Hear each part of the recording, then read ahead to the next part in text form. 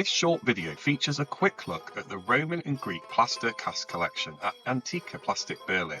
It continues a tradition first established by the Berlin Plaster Cast Collection, which was established in 1695 and to a great extent destroyed during and after the Second World War. The rebuilding of the collection was made possible via cooperation between the Institute of Classical Archaeology and the Freie Universtät Berlin and the National Museum of Prussian Cultural Heritage.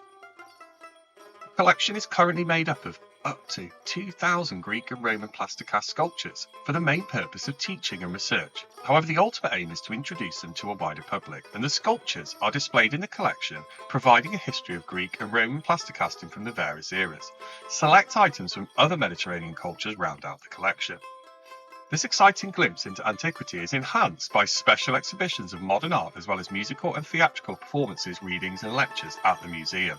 If you wish to visit, the entry is free and you can grab a folding seat and draw any of the sculptures present during the opening hour.